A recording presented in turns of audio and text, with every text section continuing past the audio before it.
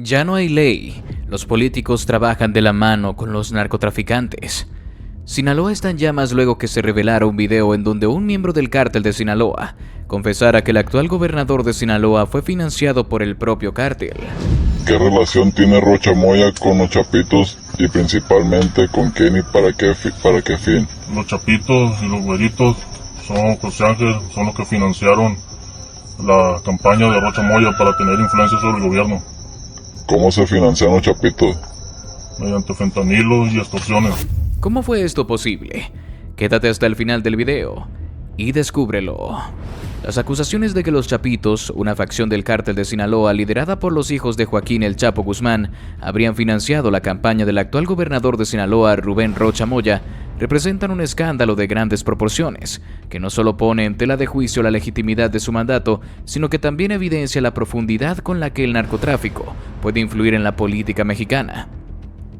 Aunque las pruebas de estas afirmaciones son fragmentarias y en gran medida derivadas de confesiones obtenidas bajo circunstancias cuestionables, el simple hecho de que tales acusaciones circulen revela las complejas y, a menudo, turbias relaciones entre el crimen organizado y las estructuras de poder en el país. Según versiones difundidas por un interrogatorio grabado, el cual fue realizado a un presunto primo de Iván Archibaldo Guzmán Salazar, alias El Chapito, antes de ser decapitado, los Chapitos habrían inyectado grandes sumas de dinero en la campaña de Rubén Rocha Moya para asegurar su elección como gobernador de Sinaloa.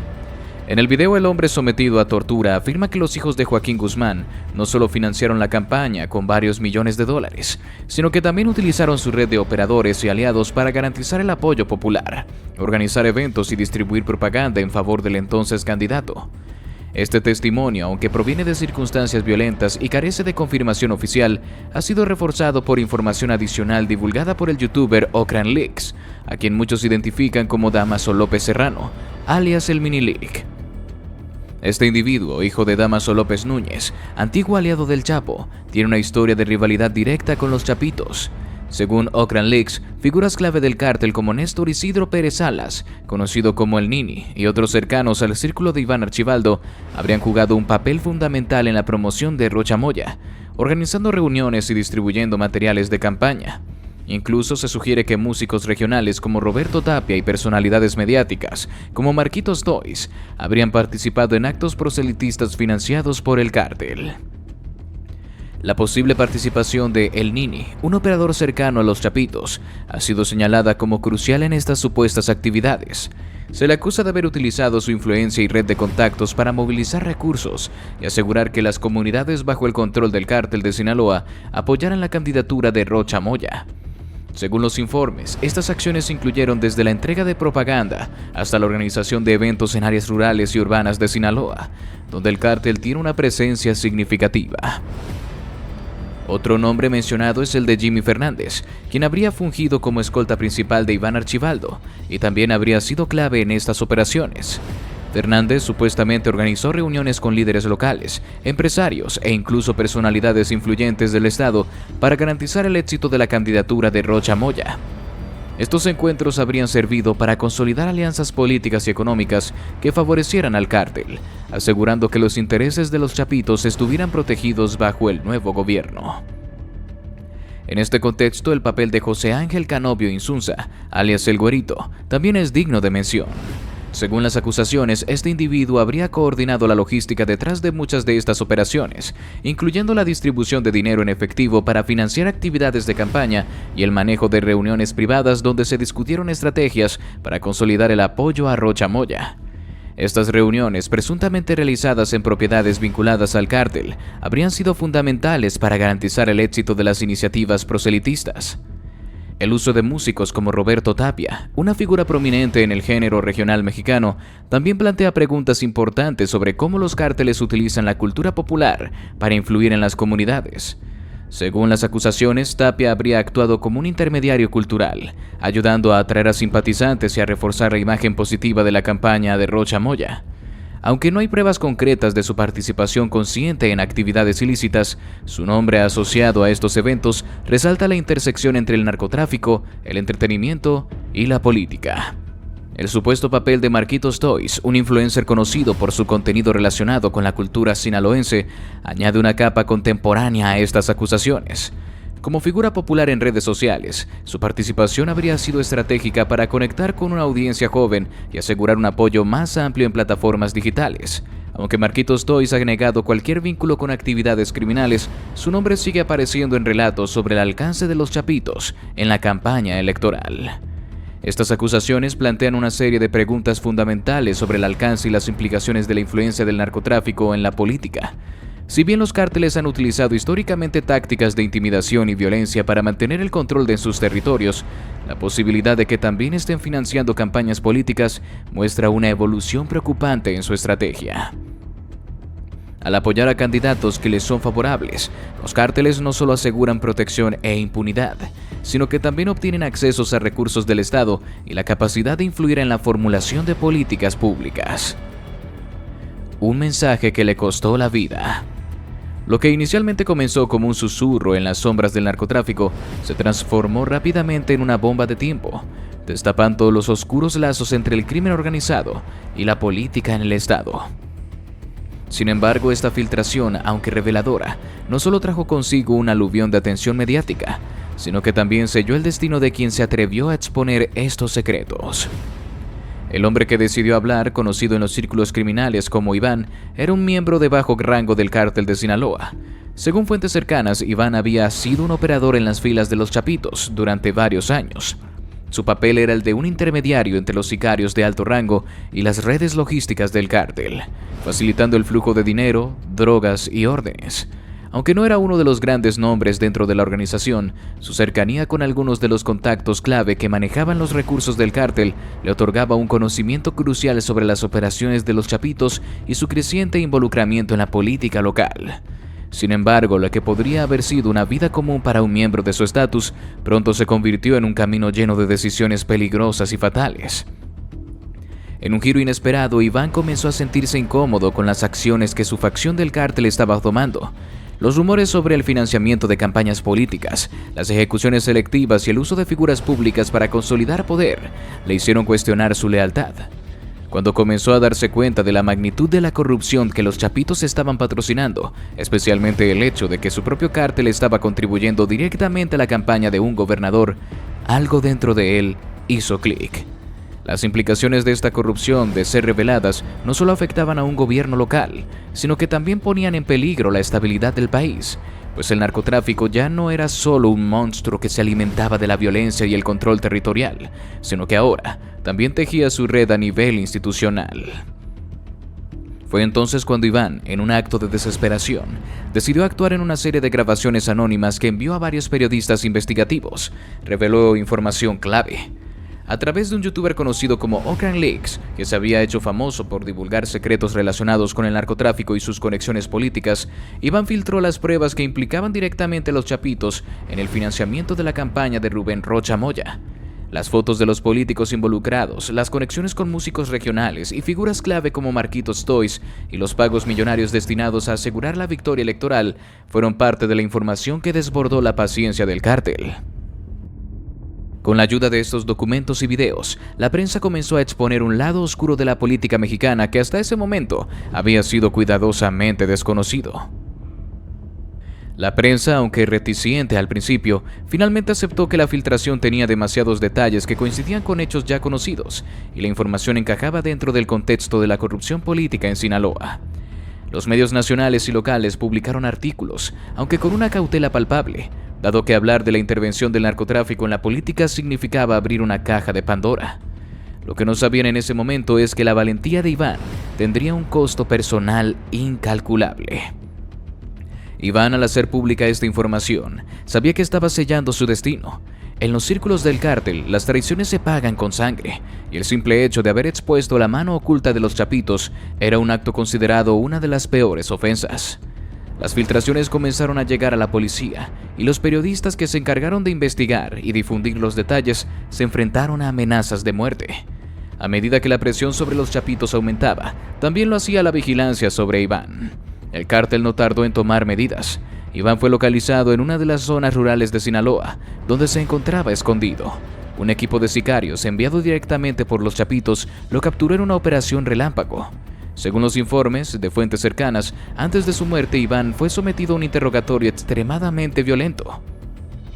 Lo torturaron para obtener más información sobre las filtraciones, pero lo más probable es que también lo hayan castigado por haber osado traicionar a su propia organización. En las horas previas a su ejecución, Iván estuvo retenido en un lugar clandestino, donde sufrió una serie de maltratos brutales. La violencia y el terror se manifestaron en su rostro cuando fue grabado en el último video que circularía en redes sociales. En el clip de menos de un minuto, Iván, cubierto de sangre y con signos de golpizas, aparece en un interrogatorio. Lo que en principio parecía un simple ataque de los sicarios hacia un traidor, se convirtió en un espectáculo macabro. En el video, Iván, con la voz temblorosa y apenas en capacidad de articular palabras, confirma la veracidad de las filtraciones. Admitió haber proporcionado información sobre el financiamiento de la campaña de Rubén Rocha Moya, mencionó a varias figuras involucradas y describió cómo el dinero de los Chapitos había sido destinado para influir en las elecciones, asegurando que el cártel no solo tenía poder territorial, sino también político. Con la grabación del interrogatorio como prueba de su culpa, la sentencia de muerte de Iván fue inevitable. La última imagen del video lo muestra siendo decapitado, una imagen brutalmente explícita, que fue difundida entre sus propios compañeros y en las redes sociales. La muerte de Iván, sin embargo, no pasó desapercibida. En las semanas posteriores, las filtraciones continuaron circulando, y más periodistas comenzaron a investigar los vínculos entre los Chapitos y el gobierno de Sinaloa. La presión pública y mediática aumentó, y lo que comenzó como una simple denuncia aislada se convirtió en un escándalo nacional. Pero el costo de exponer la verdad fue alto. En este contexto, la vida de Iván terminó, y con su sacrificio muchas de las conexiones entre el crimen organizado y la política comenzaron a salir a la luz, aunque con la pesada sombra de la violencia que aún persiste en las calles de Sinaloa. La respuesta de la prensa. La revelación de los vínculos entre los Chapitos y la campaña del gobernador de Sinaloa, Rubén Rocha Moya, desató una tormenta mediática sin precedentes en México. La prensa, alimentada por el dramatismo de la filtración y la brutal muerte de Iván, el supuesto miembro del cártel que expuso la información, entró en un frenesí de especulaciones y acusaciones. Los titulares reflejaban una mezcla de indignación y pánico. Si el narcotráfico había logrado infiltrarse en las elecciones de Sinaloa, ¿cuántos otros políticos en cuántos otros estados podrían estar trabajando de la mano con los cárteles? Los periodistas, analistas políticos y figuras públicas comenzaron a señalar lo que muchos temían, pero rara vez se discutía en público: la posibilidad de que las estructuras del gobierno estuvieran profundamente infiltradas por el crimen organizado. Las preguntas comenzaron a multiplicarse. ¿Era Rocha Moya el único caso? ¿Qué otros gobernadores, senadores o presidentes municipales habían aceptado dinero de los cárteles para financiar sus campañas? ¿Hasta dónde llegaba estos lazos? Y lo más inquietante, ¿qué impacto real tenían estos acuerdos sobre las decisiones políticas y la seguridad en sus regiones? El escándalo creció exponencialmente cuando algunos medios recordaron incidentes anteriores en los que políticos mexicanos habían sido vinculados con el narcotráfico. Casos como el del exgobernador de Tamaulipas, Tomás Yarrington, acusado de trabajar con los Zetas, y el de Mario Villanueva, exgobernador de Quintana Roo, extraditado por lavar dinero del cártel de Juárez, fueron citados como evidencia de que la colusión entre narcotráfico y política no era una novedad, sino una realidad sistemática que se había perfeccionado con el tiempo. El caso de Rocha Moya se convirtió en el símbolo de una discusión mucho más amplia. La prensa nacional y extranjera comenzó a investigar no solo su campaña, sino también otras elecciones recientes en estados afectados por el narcotráfico. Cada artículo, columna de opinión y reportaje especulativo parecía aumentar la sensación de que el narcotráfico no era solo un factor externo que aprovechaba la corrupción política, sino una fuerza que influía directamente en quien llegaba al poder y cómo gobernaban. Uno de los puntos más discutidos fue la falta de controles efectivos para evitar que el dinero del narcotráfico se infiltrara en las campañas políticas. Analistas argumentaron que los cárteles tenían los recursos y la infraestructura para financiar campañas enteras sin ser detectados, gracias a redes de lavado de dinero y alianzas con empresarios corruptos. Los mecanismos de fiscalización del Instituto Nacional Electoral, INE, aunque robustos en teoría, eran fácilmente burlados en la práctica. Esto permitía que los cárteles no solo apoyaran candidatos, sino que también compraran su lealtad, asegurándose de que, una vez en el poder, estos políticos trabajaran en su beneficio. La participación de figuras públicas como Marquitos Toys y músicos regionales en la campaña de Rocha Moya, según las filtraciones, intensificó el debate mediático. Los medios comenzaron a examinar el papel de los influencers y artistas en la legitimación del poder de los cárteles. Algunos reportajes investigativos mostraron cómo los cárteles utilizaban estas figuras para construir una narrativa de normalidad y aceptación social, atrayendo a sectores de la población que de otro modo podrían haberse opuesto en su control territorial. En este contexto, la prensa también comenzó a cuestionar el papel del gobierno federal en el combate del narcotráfico. Se plantearon preguntas incómodas sobre la efectividad de las políticas de seguridad y la posibilidad de que algunos funcionarios de alto rango estuvieran siendo complacientes, sino abiertamente cómplices con los cárteles. ¿Era posible que el dinero del narcotráfico no solo estuviera influyendo en los gobiernos estatales, sino también en decisiones a nivel federal? Algunos medios incluso sugirieron que esta era una de las razones por las cuales los operativos contra el cártel de Sinaloa parecían ser menos agresivos en comparación con los dirigidos contra otros grupos como el cártel Jalisco Nueva Generación. La cobertura mediática alcanzó su punto álgido cuando periodistas comenzaron a recibir amenazas de muerte por parte de grupos criminales. Varias redacciones fueron objeto de intimidaciones y algunos periodistas optaron por dejar de cubrir el caso, temerosos de las repercusiones. Sin embargo, otros se aferraron a su labor, argumentando de que era crucial seguir investigando y exponiendo estos vínculos, incluso a riesgo de sus vidas. Este ambiente de peligro constante añadió un nuevo nivel de tensión al debate, subrayando la dificultad de combatir al narcotráfico en un país donde incluso quienes informan sobre sus actividades se convierten en blancos. En paralelo, algunos políticos intentaron desviar la atención de las acusaciones. Oficialistas defendieron a Rocha Moya, argumentando que no había pruebas concluyentes de su complicidad y que las filtraciones eran un intento de desprestigiar a su administración.